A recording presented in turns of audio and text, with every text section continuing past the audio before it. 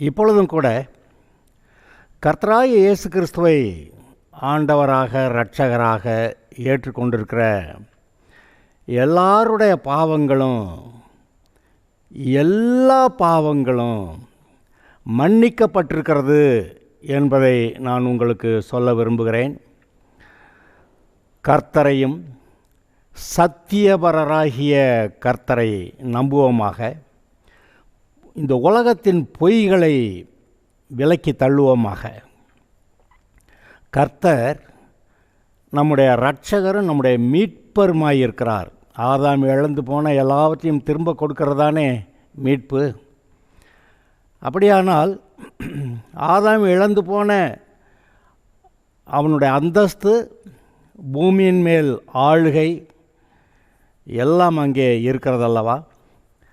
இயேசு கிறிஸ்து ஏதோ பாவங்களை மன்னித்து பரலோகம் கொண்டு போய் சேர்க்கிறதுக்காக மாத்திரம் வரவில்லை. பாவங்களை மன்னித்து பரலோகம் கொண்டு போய் சேர்க்கிறது உண்மை. ஆனால் அதை காட்டிலும் இன்னும் மேன்மையாக நம்மை மீட்டிருக்கிறார். ஆதாம் இழந்து போன அந்த ஸ்தானம், அந்த நன்மைகள் எல்லாவற்றையும் திரும்ப கொடுத்திருக்கிறார். இப்பொழுது நாம் மறுபடியும் பூமியிலே ஆதாம் இழந்து போன அந்த ஆளுகையை பெற்றுக்கொண்டு நம்முடைய உலகத்தில் நாம் ஆளலாம் என்பதை நாம் சற்று நினைத்து பார்க்க வேண்டும். ரோமர் 5:17 கர்த்தராகிய இயேசு கிறிஸ்துவுடைய கிருபையையும் அவர் கொடுக்கிற அந்த நீதியையும் பூரணமாய் பெற்றுக்கொள்ளுகிறவர்கள் அப்படி எழுதியிருக்கு. நான் அதை வேணால் உங்களுக்கு வாசிக்கிறேன். ரோமர் 5:17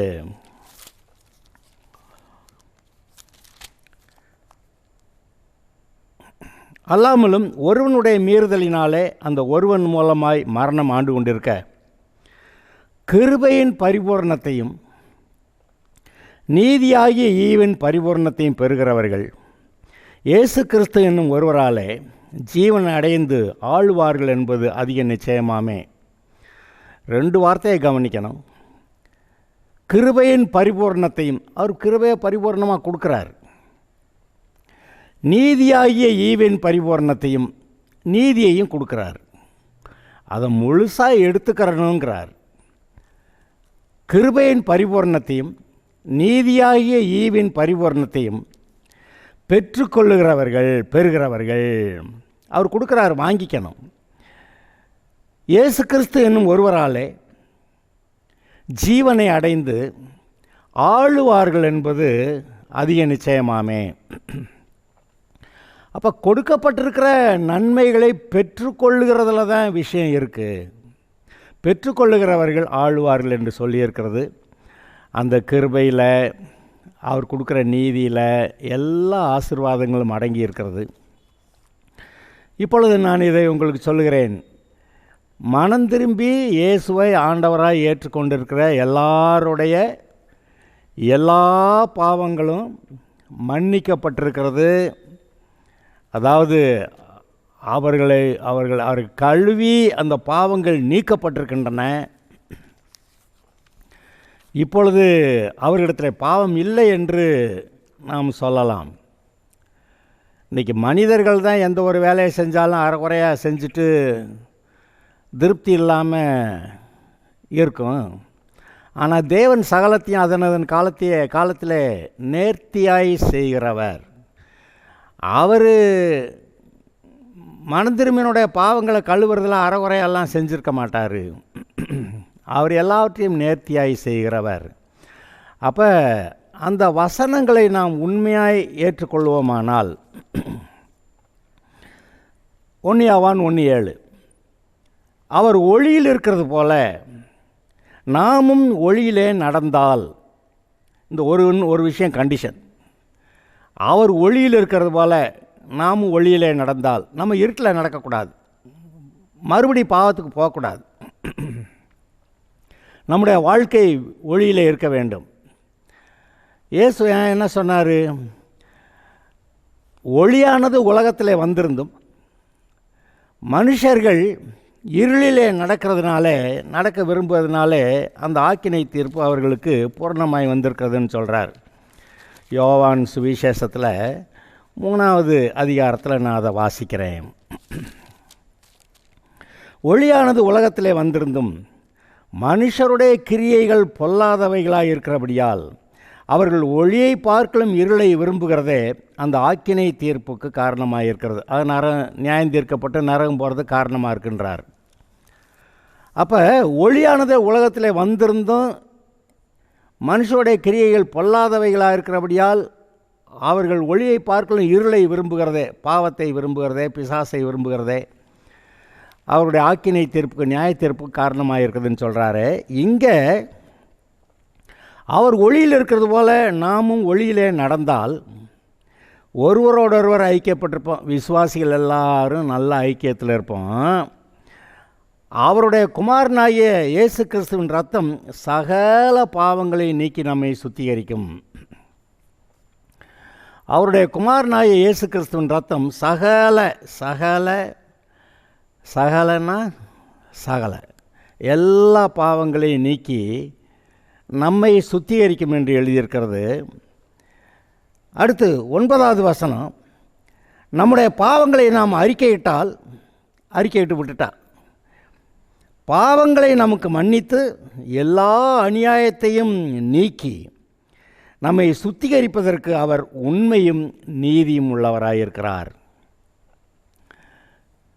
இதே 1 யோவான் 1:7 அப்புறம் இப்போ 9 வாசிச்சிருக்கேன். நம்முடைய பாவங்களை நாம் அறிக்கையிட்டு விட்டுவிட்டால் பாவங்களை நமக்கு மன்னித்து எல்லா அநியாயத்தையும் நீக்கி நம்மை சுத்திகரிப்பதற்கு அவர் உண்மையும் நீதியும் உள்ளவராயிருக்கிறார். இப்படி அவர் உண்மையும் நீதியும் உள்ளவராயிருக்கிறார்னு சொல்லியிருக்கும்போது நாம் இன்னும் அந்த பழைய பாவங்கள் மன்னிக்கப்படலைன்னோ அல்லது கழுவப்படலைன்னோ நாம் நினச்சிக்கிட்டு இருக்கிறது, நம்ம பாவின்னு நம்மை சொல்லி கொண்டிருக்கிறது கர்த்தருடைய வார்த்தையை நாம் நிராகரிக்கிறதா இருக்கிறது.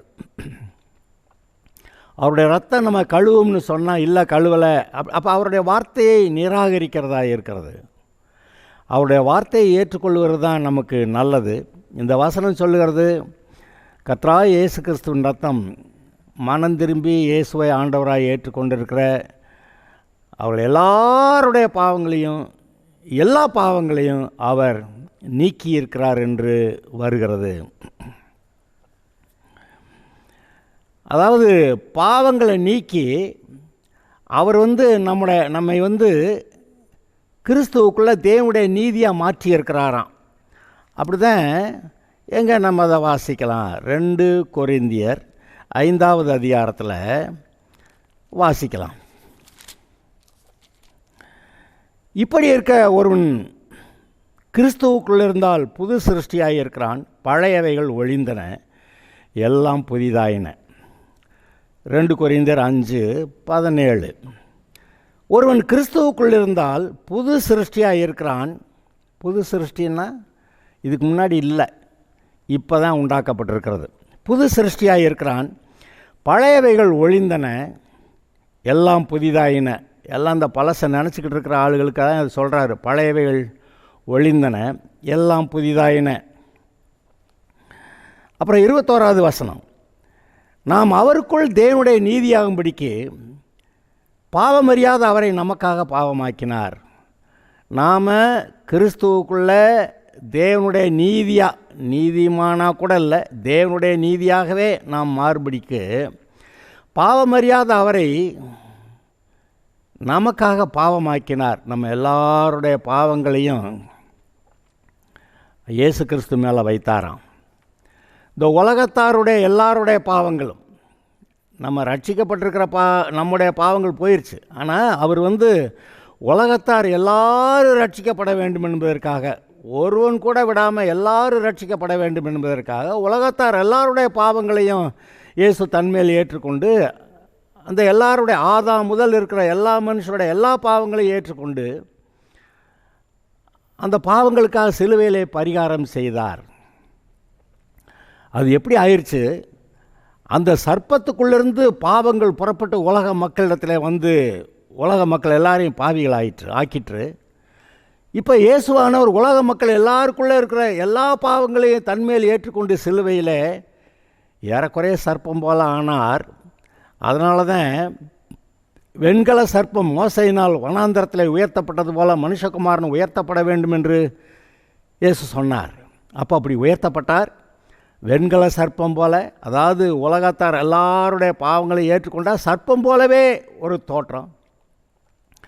அப்படி சர்ப்பம் போலவே மாறின அந்த இயேசுவின் மேல் தேவனுடைய கோபாக்கினை, அந்த பாவத்துக்கான தண்டனை செலுத்தப்பட்டது. அந்த பாவங்களுக்கான தண்டனையெல்லாம் அவர் ஏற்றுக்கொண்டார்.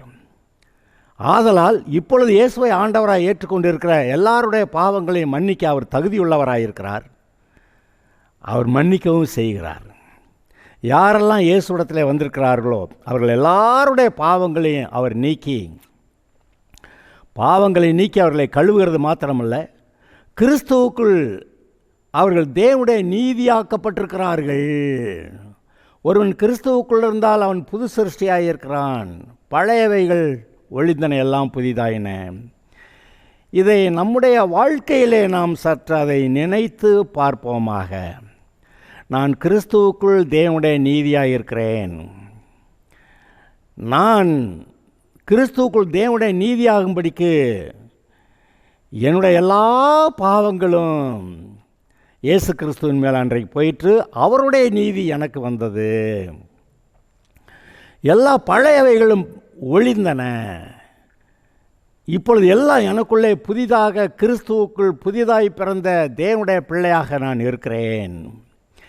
இயேசுவை ஆண்டவராக ஏற்றுக்கொண்டவர்கள் அவர்கள் தேவனுடைய பிள்ளைகளாகும்படி அவர்களுக்கு அதிகாரம் கொடுக்கப்பட்டது.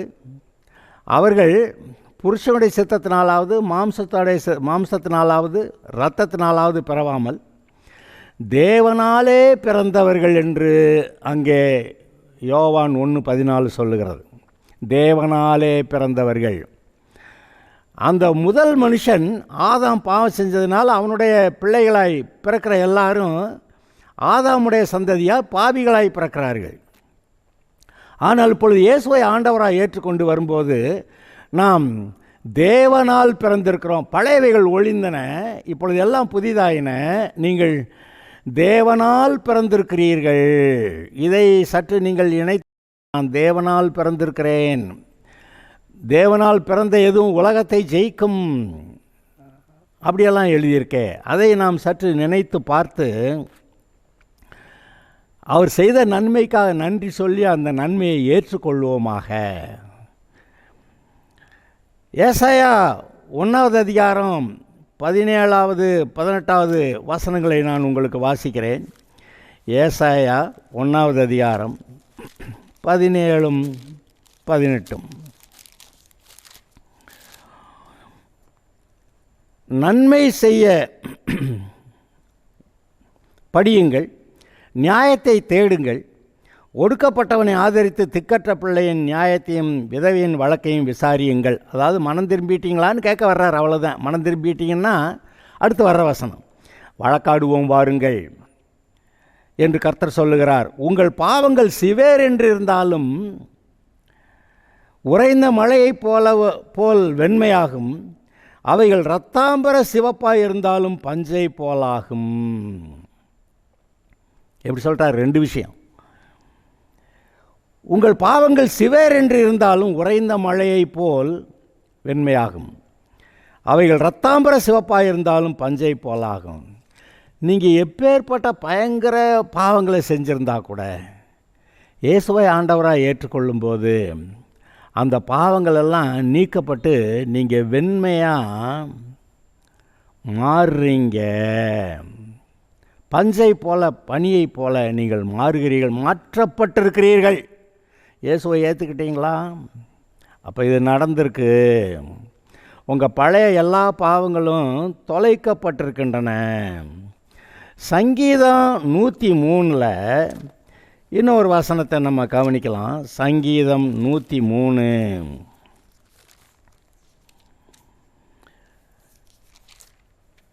அவர் உன் அக்கிரமங்களையெல்லாம் மன்னித்து, 3வது வசனத்திலிருந்து 5வது வசனம் வரைக்கும், அப்புறம் 12வது வசனம்.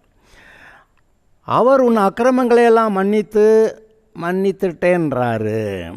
அவர் உன் அக்கிரமங்களையெல்லாம் மன்னித்து உன் நோய்களையெல்லாம் குணமாக்கி உன் பிராணனை அழிவுக்கு விலக்கி மீட்டு உன்னை கிருபையினாலும் இரக்கங்களினாலும் முடிசூட்டி நன்மையினால் உன் வாயை திருப்தியாக்குகிறார். கழுகுக்கு சமானமாய் உன் வயது திரும்ப வாழ வயது போலாகிறது. உன் அக்கிரமங்களையெல்லாம் மன்னித்து. 12வது வசனம், மேற்குக்கும் கிழக்குக்கும் எவ்வளவு தூரமோ அவ்வளவு தூரமாய் அவர் நம்முடைய பாவங்களை நம்மை விட்டு விலக்கினார். கிழக்குக்கு மேற்குக்கும் எவ்வளவு தூரம்? அது எண்ட்லெஸ். இங்கிட்டு போனாலும் முடிவில்லை, அங்கிட்டு போனாலும் முடிவில்லை. கிழக்குக்கும் மேற்குக்கும் எவ்வளவு தூரமோ அவ்வளவு தூரமாய் அவர் உங்களுடைய பாவங்களை உங்களை விட்டு விலக்கி இருக்கிறார். இதை நம்புறதில் தான் பிரச்சனை நமக்கு. அவர் சொன்ன வார்த்தையை நம்புறதில் தான் பிரச்சனை. அதெல்லாம் செஞ்ச பாவம் இல்லைன்னு போயிருங்களா? செஞ்ச பாவம் இல்லைன்னு போயிடாது. ஆனால் மன்னிக்கப்பட்டிருக்கிறீர்கள். நீங்கள் செவேர் என்றிருந்த நீங்கள் இயேசுவின் இரத்தத்தால் கழுவப்பட்டிருக்கிறீர்கள். நீங்கள் பரிசுத்தமாக்கப்பட்டிருக்கிறீர்கள். கிறிஸ்துவுக்குள் தேவனுடைய நீதியாக இருக்கிறீர்கள் என்று தேவாதி தேவனுடைய பொய்யுரையாத தேவனுடைய வார்த்தைகள் சொல்லுகின்றன. பொய்யுரையாத அவருடைய வார்த்தைகள் சொல்லுகின்றன. சத்தியபரருடைய வார்த்தைகள் அது சொல்லுகிறது. நீங்கள் மன்னிக்கப்பட்டிருக்கிறீர்கள். உங்களுடைய பாவங்கள் உங்களை விட்டு கிழக்குக்கு மேற்கு எவ்வளவு தூரமோ அவ்வளவு தூரமாக உங்களை விட்டு விலக்கப்பட்டிருக்கிறது என்று சொல்லியிருக்கிறார். அப்புறம் எரேமியா 31வது அதிகாரத்தில் ஒரு வசனத்தை நான் உங்களுக்கு வாசித்து சொல்கிறேன். எரேமியா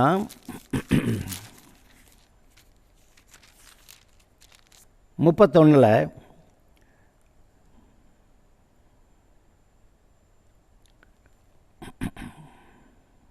33 முதல், அந்நாட்களுக்கு பிறகு நான் இஸ்ரவேல் குடும்பத்தாரோடைய பண்ண போகிற உடன்படிக்கையாவது, நான் என் நியாயப்பிரமாணத்தை அவர்கள் உள்ளத்திலே வைத்து அதை அவர்கள் இருதயத்திலே எழுதி நான் அவர்கள் தேவனாயிருப்பேன், அவர்கள் என் ஜனமாயிருப்பார்கள் என்று கர்த்தர் சொல்லுகிறார்.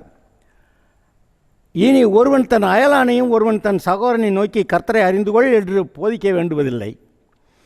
அவர்கள் சிறியவன் முதல் பெரியவன் மட்டும் எல்லாரும் என்னை அறிந்து கொள்வார்கள் என்று கர்த்தர் சொல்லுகிறார். நான் அவர்கள் அக்கிரமத்தை மன்னித்து அவர்கள் பாவங்களை இனி நினையாதிருப்பேன். நான் அவருடைய அக்கிரமங்களை மன்னித்து அவருடைய பாவங்களை இனி நினையாதிருப்பேன். இது எப்போ நடக்கிற காரியம்னு, இயேசு மனிதனுடைய பாவங்களுக்காக சிலுவைக்கு போய் பரிகாரம் செய்த பிறகு நடக்கிறத எரேமியா தீர்க்கதரிசி சொல்லியிருக்கிறான். இப்போ அவர் சிலுவையில் போய் நம்முடைய பாவங்களுக்கு பரிகாரம் செய்து விட்டார். ஆதலால் இது நடந்து விட்டது. இப்போ இதில் சந்தேகம் இருக்கிறவங்களுக்கு நான் இன்னும் ஒரு சில வார்த்தைகளை சொல்ல விரும்புகிறேன். சங்கீதம் 32, எவனுடைய மீறுதல் மன்னிக்கப்பட்டதோ எவனுடைய பாவம் மூடப்பட்டதோ அவன் பாக்கியவான். எவனுடைய அக்கிரமத்தை கர்த்தர் எண்ணாதிருக்கிறாரோ எவனுடைய ஆவியில் கபடம் இல்லாதிருக்கிறதோ அவன் பாக்கியவான். சங்கீதம் 32 முதல் 2 வசனங்கள். எவனுடைய மீறுதல் மன்னிக்கப்பட்டதோ எவனுடைய பாவம் மூடப்பட்டதோ அவன் பாக்கியவான். எவனுடைய அக்கிரமத்தை கர்த்தர் எண்ணாதிருக்கிறாரோ எவனுடைய ஆவியில் கபடம் இல்லாதிருக்கிறதோ அவன் பாக்கியவான். 4 வார்த்தை இருக்குது. எவனுடைய ஆவியிலே கபடம் இல்லாதிருக்கிறதோ, அது கபடம் இருந்தால் போய்க்கிறணும். இருதயத்தில் சுத்தமுள்ளவர்கள் பாக்கியவான்கள், அவர்கள் தேவனை தரிசிப்பார்கள். எவனுடைய அக்கிரமத்தை கர்த்தர் எண்ணாதிருக்கிறாரோ, சில சமயத்தில் அவனால் அக்கிரமம் பண்ணிட்டு வந்திருப்பேன், சரி தொலைஞ்சு போகிறான் போங்க அப்படி நீங்களே சிலரை பற்றி சொன்னதில்லையா? அப்படி உங்களுடைய நீங்கள் செய்த அக்கிரமத்தை அவர் ஒரு பொருட்டாக எண்ணாமல் சரி தொலைஞ்சு போகிறான் போ அப்படி சொல்லியிருக்கும்போது நீங்கள் ஏன் அதை பெருசுப்படுத்துகிறீங்க? எவனுடைய மீறுதல் மன்னிக்கப்பட்டதோ, சரி உன்னை மன்னிச்சிட்டேன்டா அப்படின்னு சொன்னால் அவன் பாக்கியவான். அதில் இன்னொரு சின்ன விஷயத்தை கவனிக்கணும். எவனுடைய பாவம் மூடப்பட்டதோ அவன் பாக்கியவான். பழைய ஏற்பாட்டு காலத்தில் மனிதர்களுடைய பாவங்களை அது முன்னாடி இருந்தால் அவருக்கு கோபம் வருது, அடிக்கணும்னு இருக்குது. அதனால் மனிதர்களுடைய பாவத்தை மூடி மூடி வச்சாராம். ஆண்டவரே ஆண்டவரே என்னை மன்னிக்கணும், என்னை மனம் திரும்புகிறேன், என்னை மன்னிக்கணும் அப்படிங்கிறப்ப மனம் திரும்புகிறேன் மன்னிக்க வேண்டும் என்று சொல்லும்போது அவனுடைய பாவங்களெல்லாம் மூடி வச்சுட்டாராம், பார்க்கலையாம். அந்த பாவங்களை பார்த்தா அந்த பாவங்களை நினச்சா கோபம் வருதான். அதனால் அவர் தண்டனையை நியாய தீர்ப்பை செலுத்திடுவாராம். அதனால் என்ன பண்ணாராம், மனிதனுடைய பாவங்களை பூரா பழைய ஏற்பாட்டு மனிதர்கள் எல்லாருடைய பாவங்களையும், அது விசேஷமாக மனம் திரும்பின எல்லாருடைய பாவங்களையும் அங்கே மூடி வச்சார் என்று எழுதியிருக்கிறது. எங்கேயா மூடி வச்சார்னு கேட்டிங்கன்னா, அங்கே கர்த்தருடைய ஆசரிப்பு கூடாரத்தில் வெளிப்பிரகாரம், அப்புறம் பரிசுத்த ஸ்தலம், அப்புறம் மகா பரிசுத்த ஸ்தலம். அங்கே மகா பரிசுத்த ஸ்தலத்தில் தான் கர்த்தருடைய பெட்டி இருக்கிறது. அங்கே அந்த கிருபாசனம், கிருபையின் ஆசனம், இங்கிலீஷில் மெர்சி சீட்னு எழுதியிருக்கு, தமிழில் கிருபையின் ஆசனம்னு எழுதியிருக்கு. மெர்சியும் கிருபையும், இரக்கமும் கிருபையும் சேர்ந்து வேலை செய்கிற ஒரு இடம் அது. அங்கே கேருபீன்கள் இருக்கிறது. அந்த கேருபீன்கள் நடுவிலே கர்த்தர் வீற்றிருக்கிறார் என்று நீங்கள் சொல்லுகிறீர்கள். அதில் என்ன ஒரு விசேஷம்னு கேட்டால், கர்த்தருடைய பெட்டியில் என்ன இருந்தது? 10 கற்பனைகள் வைக்கப்பட்டிருந்தன. அந்த 10 கற்பனை எல்லாவற்றையும் மனுஷன் மீறி இருக்கான். அதை மீறினானா உடனே அவனுக்கு அடிதான். அப்புறம் அங்கே மன்னா வைக்கப்பட்ட பாத்திரம் இருந்தது. மன்னாவை எடுத்து ஒவ்வொரு நாளும் கரெக்டாக அளவு பொறுக்கி சாப்பிடுங்கிறான்னா, இவன் அதுலேயும் மீறி 2 நாளைக்கு தேவையானதை பொறுக்கிறான். அப்புறம் ஓய்வு நாள்லையும் போய் பொறுக்க போகிறான். போகக்கூடாதுங்கிறப்ப போகிறான். அப்படியெல்லாம் மீறுதல். அங்கே அந்த மீறுதலை நினைவு கூறும்படியாக அந்த மண்ணா அங்கே வைக்கப்பட்ட போஷிக்கிறதுக்காகன்னு சொல்கிறது ரைட்டு, உண்மைதான். ஆனால் இங்கே மனிதனுடைய மீறுதலை ஞாபகப்படுத்தும்படியாக அங்கே இருக்கிறது. சரி, அடுத்து ஆரோனுடைய துளிர்த்த கோல். இந்த 3 விஷயம், 10 கற்பனைகள், மண்ணா வைக்கப்பட்ட பொற்பாத்திரம், அப்புறம் அங்கே ஆரோனுடைய துளிர்த்த கோல் 3 இருக்கிறது. அந்த துளிர்த்த கோல் என்ன காட்டுது? எல்லோரும் வந்து நீ மட்டும்தான் பெரிய ஆளா, நீ மட்டும் ஆசாரியனாக இருக்கிறதா, நாங்களும் ஆசாரிகளாக இருக்கக்கூடாதா, நாங்களும் கர்த்தருக்கு தூபம் காட்டுவோம் அப்படின்னு வந்தாங்க. ஆனால் அப்படி வந்தவர்கள் எல்லாரும் அவர்களுடைய கூடாரங்களோட, அவருடைய குடும்பத்தாரோட, அவருடைய ஆடு மாடுகளோட பூமி பிளந்தவர்களை விழுங்கிருச்சுன்னு போட்டிருக்கு. அப்போ அவர்கள் அவர்களுடைய மீறுதலினாலே அவர்கள் செத்தார்கள், அவருடைய பாவங்களினாலே செத்தார்கள். இங்கே நாங்களும் வந்து அங்கே தூபம் காட்டுவோங்கிறப்ப கர்த்தர் வந்து ஆரோனை தெரிந்து கொண்டதுனாலே அவன் மட்டும்தான், அவனும் அவனுடைய குடும்பத்தார் மட்டும்தான் ஆசாரிகளாக இருந்து அங்கே கர்த்தருடைய சமூகத்தில் அங்கே தூபம் போடணும் அப்படின்னு சொல்லி அவர் சட்டம் போட்டார். அதை மீறி வந்ததுனால அங்கே 10 கோள்கள் 12 கோள்களை வந்து வைக்க சொன்னார். ஒவ்வொரு கோத்திரத்துக்கு ஒரு கோல். அந்த ஒவ்வொரு கோத்திரத்துலேயும் அந்த ஆரோனுடைய அந்த கோல் மாத்திரம் துளிர்த்திருந்தது. மற்ற கோள்கள்லாம் அது வெறும் கட்டையாகவே இருந்துச்சு. அப்போ ஆரோனையும் அவனுடைய வீட்டாரையும் இந்த ஆசாரிய ஊழியத்துக்கு தெரிந்து கொண்டார் என்று அன்னைக்கு ஜனங்களுக்கு கர்த்தர் ப்ரூவ் பண்ண வேண்டி வந்துச்சு. இங்கே இவர்கள் மீறி நாங்களும் போய் அங்கே ஆராதனை செய்வோம், தூபம் காட்டுவோம் என்று சொன்னது தான் பிரச்சனை. உசியா ராஜாவை பற்றி கேட்டிருக்கீங்களா? அவன் லேவி கோத்திரத்தான் கிடையாது, அவன் வந்து ஆசாரியன் கிடையாது. ஆனால் நான் போய் தூபம் காட்டுவேன் அப்படின்னு போனானா ஆசாரியர்கள் தடுத்தாங்களாம். ஆனால் இவன் போய் தூபம் காட்ட போனானா அவன் நெற்றியில் குஷ்டம் தோன்றியதுன்னு நீங்கள் வாசிக்கிறீங்க. அப்படியானால் இதிலெல்லாம் இந்த மீறுதல்கள், இது என்ன நடந்துருச்சு? இந்த மனுஷனை நினச்சாவே கோபமாக இருக்குது, கொண்டுவிடலாம் போல் இருக்குது அப்படின்னு நினைக்கிறாரு. ஆனால் இந்த மனுஷர்களை மீட்கிறதுக்கு தேவன் தம்முடைய குமாரனாய் இயேசுவையே மனிதனுடைய பாவங்களுக்கு பரிகாரம் செய்ய அனுப்புகிறாரு. அவர் வந்து மனுஷனுடைய பாவங்களுக்காக சிலுவையில் பரிகாரம் பண்ண வரைக்கும் இதை மூடி வைக்கலைன்னா எல்லாரையும் கொன்றுவோம்னு அவருக்கே தெரியுது. அதனால் மூடி வச்சார். எங்கே மூடி வச்சார்? ஒரு பெட்டியை செஞ்சு அதுக்குள்ளே இந்த 3 மீறுதல்களுக்கு, மனுஷனுடைய மீறுதல்களுக்கு அடையாளமாக இருக்கிற அந்த 10 கற்பனைகள், மண்ணா வைக்கப்பட்ட பொற்பாத்திரம், இந்த ஆரோனுடைய துளிர்த்த கோல், இது 3 மனுஷனுடைய மீறுதல்களை காட்டக்கூடிய, அந்த மீறுதல்களை காட்டக்கூடிய மீறுதல்களுக்கு அடையாளமாக இருக்கிற அவைகளை எல்லாம் அங்கே பெட்டிக்குள்ளே போட்டு அது மேலே கிருபையின் ஆசனம், மெர்சி சீட், அவருடைய கிருபை, அவருடைய இரக்கங்கள், அவருடைய நாற்காலியே என்னவா, அவருடைய சிங்காசனமே என்னவா, இரக்கத்தின் ஆசனம், கிருபையின் ஆசனம். அந்த இரக்கத்தின் கிருபையின் ஆசனத்தை வச்சு அந்த மீறல்களெல்லாம் மூடி வச்சுட்டார். நான் பார்க்கக்கூடாது. அவர் கீழேயே அவருடைய சிங்காசனத்துக்கு கீழே உள்ளே வச்சு மூடி வச்சுட்டு அது மேலே ஏறி உட்காந்துக்கிட்டார். அப்போ அந்த கிருபையின் ஆசனம், இரக்கத்தின் ஆசனம் இன்றைக்கி நமக்கு காட்டப்படுகிறது. தேவனுடைய கிருபை, தேவனுடைய இரக்கங்கள். அந்த கிருபையின் ஆசனத்தில் அந்த இரக்கத்தின் ஆசனத்திலிருந்து கர்த்தர் பார்க்குறாரு. இதெல்லாம் ஒரு தடவை ஒரு குழப்பம் நடந்துருச்சு. இந்த இஸ்ரவேலர் பெலிஸ்தரோட யுத்தத்துக்கு போகும்போது ஆசாரியர்கள், அந்த ஏலி அவனுடைய மகன்கள் 2 பேரும் கர்த்தருடைய பெட்டியை எடுத்துகிட்டு நம்ம அந்த யுத்த காலத்துக்கு போனால் கர்த்தர் அவங்கள, அந்த எதிரிகளை ஒழிச்சு கட்டி நமக்கு ஜெயம் கொடுப்பாருன்னு நினச்சி கர்த்தருடைய பெட்டியை எடுத்துகிட்டு போயிட்டாங்க. அது அங்கே போன ஒரு பார்த்தா இவங்க தோற்று தான் போனாங்க. அங்கே பெலிஸ்தர்கள் அந்த கர்த்தருடைய பெட்டியும் சிறைப்படுத்தி கொண்டு போய் தாகோனுடைய கோயிலில் வச்சுட்டாங்க. அப்புறம் அந்த கதையெல்லாம் உங்களுக்கு தெரியும். அப்புறம் அந்த பெலிஸ்தர்கள் கர்த்தருடைய பெட்டியை எடுத்து அதுக்கான குற்ற நிவாரண பலியெல்லாம் என்னென்னமோ செய்யணுமோ செஞ்சு அந்த மாட்டு வண்டியில் வச்சு அனுப்பிவிட்டால் அந்த மாட்டு வண்டி இஸ்ரவேல் தேசத்தில் பெஷிமேஸ் என்ற ஊரில் நிற்கிது.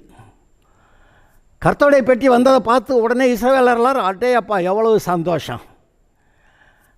ஆனால் என்ன நடந்துச்சு, இந்த ஆட்கள் சும்மா இருக்கக்கூடாதா, கர்த்தருடைய பெட்டியை திறந்து பார்த்தாங்களாம்.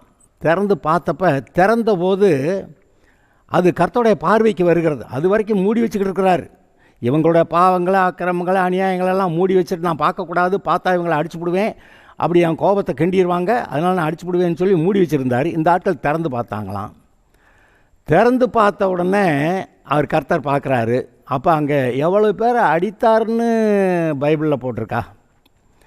அப்போ மனிதன் தன்னுடைய பாவங்களை சொல்லக்கூடாது. அதாவது தேவன் மனிதனுடைய பாவங்களை பார்க்க விரும்பலை, அதை மூடி வைக்கிறாரு. ஆனால் இவன் போய் நான் பாவின்னு சொன்னால் இன்றைக்கி அநேகர் கர்த்தருடைய பிள்ளைகள், ரட்சிக்கப்பட்டவர்கள் கூட இயேசு அவருடைய ரத்தத்தால் நம்மை கழுவி இருக்கிறாருங்கிறத, பரிசுத்தமாக்கி இருக்கிறாருங்கிறத அதை நினைக்காம நான் பாவி என்று சொல்லி பாவி என்ற அறிக்கையை அடிக்கடி செய்யும்போது அப்போ இவங்க செய்த பாவத்தை இவங்களே கர்த்தருக்கு ஞாபகப்படுத்துகிறாங்க.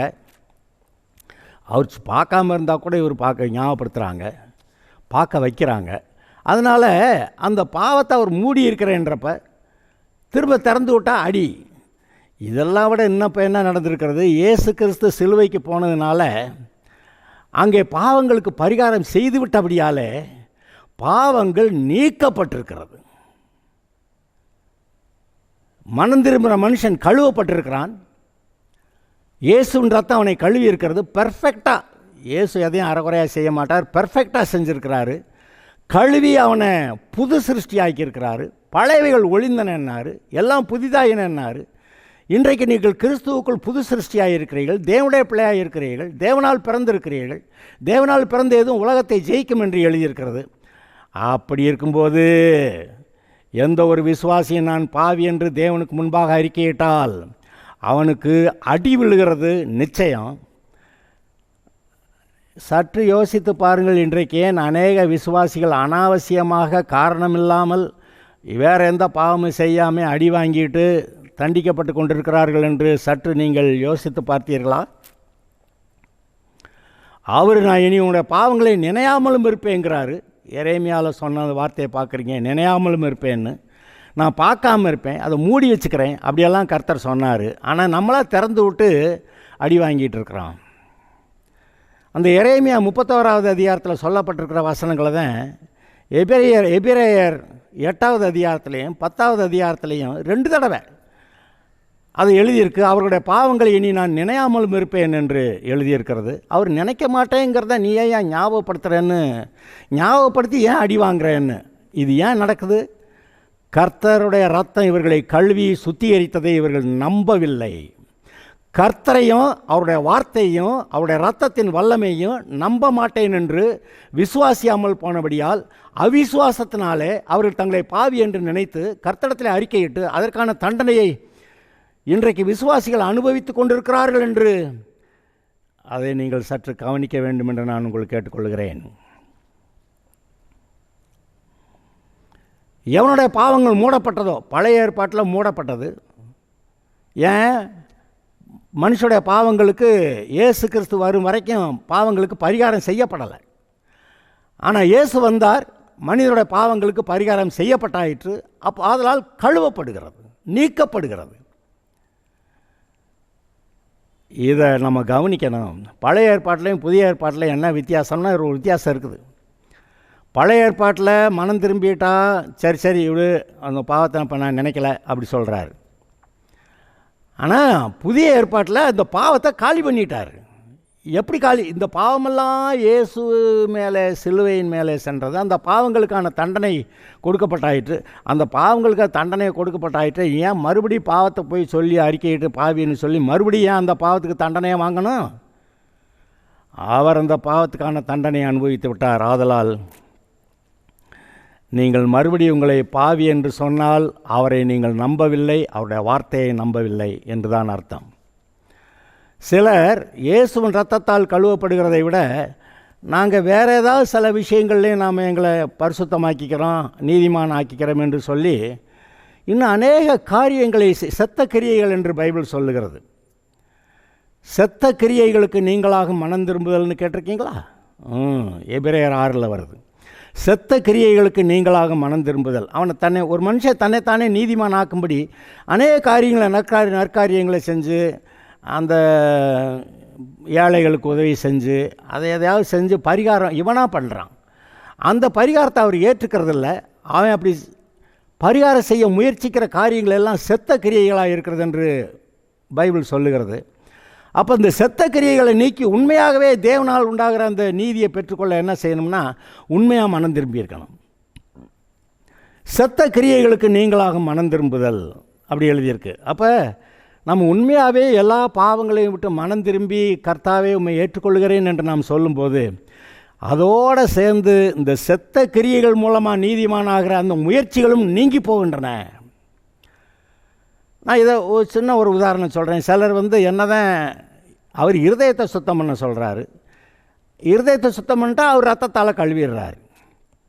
இப்போ இது என்னென்னா அதோட பத்தாது, நான் இப்போ வெள்ளை ட்ரெஸ்ஸை போட்டு நீதியின் வெண்வஸ்திரத்தை தரித்து நான் நீதிமான் ஆகிறேன்னு சிலர் நினச்சி ஒயிட் ட்ரெஸ் கட்டாயம்னு சொல்லி வெள்ளை ட்ரெஸ் போட்டால் பரிசுத்தமாகறோம், கழுவப்படுறோம், நீதிமான் ஆக்கப்படுகிறோம்னு சொல்லி சொல்லும்போது ஒரு சின்ன கேள்வி வருகிறது. இயேசுவின் ரத்தத்தால் கழுவ முடியாத பாவத்தை இந்த வெள்ளை ட்ரெஸ் கழுவிடுதோ? அப்படி ஒரு கேள்வி வருகிறது. அப்போ இயேசுவின் ரத்தத்தினால் கழுவப்படுறதை விசுவாசிக்கிறோமா, அல்லது வெள்ளை ட்ரெஸ்னால் கழுவப்படுறதை விசுவாசிக்கிறோமா, அல்லது இதையும் அதையும் சேர்ந்து விசுவாசிக்கிறோம்ன்றோமா? வெட்டொன்று துண்டு 2 அப்படி தான் கர்த்தர் பேசுகிறாரு. ஆகையால் அவர் சொல்லுவதை ஏற்றுக்கொண்டு நாம் அவரிடத்தில் உத்தம இருதயத்தோடு, ஆபிரகாம்கிட்ட கர்த்தர் என்ன சொன்னார்? நீ எனக்கு முன்பாக நடந்து கொண்டு உத்தமனாயிரு. இயேசு என்ன சொன்னார்? இருதயத்தில் சுத்தமுள்ளவர்கள் பாக்கியவான்கள், அவர்கள் தேவனை தரிசிப்பார்கள் அப்படின்னாரு. 10வதுக்கு நான் கர்த்தர், நான் மாறாதவர். அவருடைய குணத்தில் அவர் மாற மாட்டார், சொன்னால் செஞ்சிருவார். அப்படி செய்தவர் இன்று நமக்கு அப்படி செய்து நம்மை கிறிஸ்துவுக்குள்ளாக புது சிருஷ்டியாக பழையவைகளெல்லாம் ஒழிந்தன என்று சொல்லி, கிறிஸ்துவுக்கு நீங்கள் புதிதாக இருக்கிறீர்கள் என்று சொல்லி, நீங்கள் ஏதோ இரத்தத்தினாலே, மாம்ச சித்தத்தினாலே, புருஷனுடைய சித்தத்தினாலே பிறவாமல் தேவனாலே பிறந்தவர்கள் என்று சொல்லி, தேவனால் பிறந்ததெல்லாம் உலகத்தை ஜெயிக்கும் என்று சொல்லி கர்த்தர் உங்களுக்கு இன்றைக்கு இதை ஞாபகப்படுத்தி கொண்டிருக்கிறார். அதை நீங்கள் சற்று நினைத்து பார்த்து அதை உணர்ந்து இப்படி கர்த்தருடைய வார்த்தைக்கு நீங்கள் வருவீர்கள் என்றால் அந்த நன்மைகள், அந்த விசுவாசம்தான் அதை கொண்டு வரும்னு சொல்லியிருக்கார் பார்த்தீங்களா? உங்களுடைய விசுவாசத்தின்படி உங்களுக்கு ஆக கடவுது. அப்போ நீங்கள் கழுவி சுத்தமாக்கப்பட்டேன்னு விசுவாசித்தா சுத்தமாயிட்டீங்க. இல்லைங்க நான் பாவின்னு சொன்னால் அப்போ பாவி தான். ஏதாவது எல்லாமே உங்களுடைய விசுவாசத்தின்படி செயல்படுகிறது. கர்த்தருடைய வார்த்தையை நம்பினா அதுக்கு பேர் விசுவாசம், கர்த்தருடைய வார்த்தையை நம்பலைன்னா அதுக்கு பேர் அவிசுவாசம். கர்த்தருடைய வார்த்தையை, பொய்யுரையாத சத்தியபரருடைய வார்த்தையை நாம் நம்புகிறது தானே நமக்கு நல்லது. நம்பலாமா? நம்புறது கஷ்டமாக இருந்தால் கூட நம்பணும். ஏன்னா சூழ்நிலைகள் எவ்வளோ எதிர்மறையாக இருந்தாலும் தேவனுடைய வார்த்தையின்படியே நடக்கும் என்று நம்புவது தானே விசுவாசம். விசுவாசிக்கலாமா? கர்த்தர் சொல்கிறாரு, ஒருத்தனை வந்து பார்த்து, உன்னுடைய பாவங்கள் உனக்கு மன்னிக்கப்பட்டது. அவனுக்கு கட்டில் கொண்டு வந்து போட்டிருக்கிறானுங்க. அப்போ கர்த்தர் வந்து பார்த்து, உன்னுடைய பாவங்கள் உனக்கு மன்னிக்கப்பட்டதுங்கிறாரு. ஆச்சரியம் எல்லாருக்கும். அது எப்படி கர்த்தர் தவிர, தேவன் தவிர யார் பாவத்தை மன்னிக்கிறது அப்படின்னு சொல்கிறப்ப, மனுஷகுமாரனுக்கு பாவங்களை மன்னிக்க அதிகாரம் உண்டுன்னு எல்லாருக்கும் தெரியணும்னு சொல்லிக்கிட்டே, இதை சொன்னால் கூட நீங்கள் லேசில் நம்ப மாட்டீங்களா? நான் சொல்கிறேன், உன் படுக்கை எடுத்துக்கூட நான் எந்திரிச்சு போயிட்டான். அது அவங்களுக்கு பெரிய ஆச்சரியமாக இருக்கா? பாவத்தை அப்போ இவர் மன்னிச்சு தானே அந்த அவனை சுகமாக்கி இருக்கிறாரு. இன்றைக்கும் நீங்கள் உங்களுடைய பாவங்கள் மன்னிக்கப்பட்டதென்று நீங்கள் நம்புங்கள், நம்புங்கள், சுகமடைவீர்கள். நம்புங்கள், சுகமடைவீர்கள். நம்புங்கள், சுகமடைவீர்கள். உங்களுடைய எல்லா சாபங்களும் இயேசு சிலுவையில் இருந்தபோது அங்கே உங்களுடைய பாவங்கள், சாபங்கள் எல்லாம் அங்கே போச்சா? அவருடைய நீதியும், அவருடைய பரிசுத்தமும், அவருடைய மகிமையும், அவருடைய அந்தஸ்து, அவருடைய ஆசீர்வாதங்கள் எல்லாம் உங்களுக்கு வந்துச்சா? இதுதான் அந்த சிலுவையுடைய மேன்மை. சிலுவையில் ஒரு பெரிய கிரேட் எக்ஸ்சேஞ்சு. அங்கே நம்முடையதெல்லாம் அவரிடத்துல போயிட்டு அவருடையதெல்லாம் நம்மிடத்துல வந்தது. அதை நினைத்து பார்க்கும்போது அவருடைய நீதி, அவருடைய பரிசுத்தம், அவருடைய அன்பு, அவருடைய அந்த அந்தஸ்து, ஸ்டேட்டஸ், நான் தேவனுடைய குமார்த்தி என்ற அந்த ஸ்டேட்டஸ், அந்த அந்தஸ்து, அவருடைய மகிமை எல்லாம் நமக்கு கொடுக்கப்பட்டிருக்கிறது. மறுபடியும் ஆளுகை கொடுக்கப்பட்டது. ஆதாம் இழந்து போன ஆளுகை மறுபடியும் கர்த்தர் கொடுத்திருக்கிறார். இதோ பரலோக ராஜ்யத்தின் திறவுகோல்களை நான் உனக்கு கொடுக்கிறேன். கொடுத்து இருக்கிறார். இங்கே பார்த்து இல்லைன்னு சொல்லக்கூடாது, என் மேலே மகிமை இல்லைன்னு சொல்லக்கூடாது. இருக்கிறார். நம்புனா அப்படி ஆகும், நம்பலைன்னா அது மாதிரி ஆயிரும். கர்த்தரை விசுவாசிக்கிறதெல்லாம் இப்போ விஷயம் இருக்கிறது. கர்த்தரை நம்புகிறவனும் செழிப்பான். நீங்கள் கர்த்தரை நம்புங்கள், நீங்கள் வாழ்ந்திருப்பீர்கள். ஏன் சொல்கிறார்? நான் அவைகளுக்கு ஜீவன் உண்டாயிருக்க வந்து ஜீவன் பரிபூர்ணப்படவும் வந்தேன், ஜீவன் பரிபூர்ணப்படவும் வந்தேன் என்று சொல்லுகிறார். நீங்கள் பரிபூர்ணமாய் தேவனுடைய நன்மைகளால் நிறைந்து தேவனுடைய சித்தத்தை உங்களுடைய வாழ்க்கையிலே நிறைவேற்றுவதே அவருடைய சித்தமாக இருக்கிறது. பிசாசுடைய கிரியைகளை அழிக்க வெளிப்பட்ட தேவகுமாரன் என்று எழுதியிருக்கிறது. இன்று உங்கள் மூலமாய் பிசாசுடைய கிரியைகளை அழித்து தேவனுடைய ராஜ்யத்தின் காரியங்களை இந்த பூமியிலே நடப்பிக்க விரும்புகிறார். நீங்கள் தேவனுடைய கரங்களிலே ஒரு கருவியாக இருக்கலாம். கர்த்தர் உங்களை கொண்டு இந்த காரியங்களை செய்வார். அவருடைய வேலைகளை பூமியிலே செய்வார். அதற்கு நாம் செய்ய வேண்டியது அவருடைய வார்த்தைகளை நம்புவது. முதலாவது, நாம் மன்னிக்கப்பட்டிருக்கிறோம், கழுவப்பட்டிருக்கிறோம், பரிசுத்தமாக்கப்பட்டிருக்கிறோம், நீதிமானாக்கப்பட்டிருக்கிறோம், கிறிஸ்துவுக்குள் நான் புது சிருஷ்டியாக இருக்கிறேன் என்று சொல்லி அவருடைய இரத்தம் நம்ம எல்லா பாவங்களையும் கழுவி நம்மை சுத்திகரித்ததை நீங்கள் நம்பும்போது அது அப்படி ஆகிறது. அவருடைய வசனம் அப்படி சொல்லுகிறது. ஜென்ம பாவங்கள், கர்ம பாவங்கள் எல்லாம் நீக்கப்பட்டிருக்கின்றன. ஒருத்தன் கேட்குறான், இவன் செய்த பாவமா, இவனுடைய பெற்றோர் செய்த பாவமான்னு.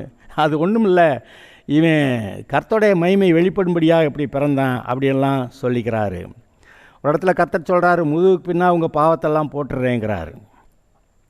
பத்தாவதுக்கு நமக்குள்ளே ஒரு போராட்டம் இருக்குது, பாவம் இருக்கேன்னு. கர்த்தர் சொல்கிறாரு ஏசாயா 49, நான் உங்களுக்காக வழக்காடுவேன். பிசாசு உங்கள்கிட்ட நீ பாவின்றான், கர்த்தர் வந்து உங்கள்கிட்ட வழக்காடுறார். அந்த வசனம் அவருடைய ரத்தத்தால் நீ கழுவப்பட்டிருக்கிறாயின்னு சொல்கிற வார்த்தையினால் உங்கள்கிட்ட சொல்லி உங்கள்கிட்ட வழக்காடிக்கிட்டு இருக்கிறாரா, நீதிமான்கிறத ஏற்றுக்கான்னு சொல்கிறாராம். உங்களுக்காக வழக்காடுகிற தேவன். நாம் என்ன செய்யணுமா? ஆட்டுக்குட்டியானவரின் ரத்தத்தினாலும் சாட்சியின் வசனத்தினாலும், வெளிப்படுத்தின விசேஷம் 12-11 போட்டிருக்கேன். அந்த ஆட்டுக்குட்டியானவரின் ரத்தத்தினாலும் சாட்சியின் வசனத்தினாலும் நாம் அந்த சாத்தானை ஜெயிக்க வேண்டும் என்று கர்த்தர் நமக்கு சொல்லுகிறார். இங்கே தான் விசுவாசம் வருது. அந்த விசுவாசியுங்கள். நீங்கள் கர்த்தருடைய ஆசீர்வாதங்களை பெற்று, பலனை பெற்று, கர்த்தருக்கு பிரியமான சாட்சிகளாக இருப்பீர்கள். இதோ என்னுடைய நேசகுமாரன், என்னுடைய நேசகுமார்த்தி என்று கர்த்தர் உங்களை சொல்லுவார். நீங்கள் வாழ்ந்திருப்பீர்கள், செழித்திருப்பீர்கள், கர்த்தருக்கு சாட்சியாக இருப்பீர்கள். Okay, God bless you.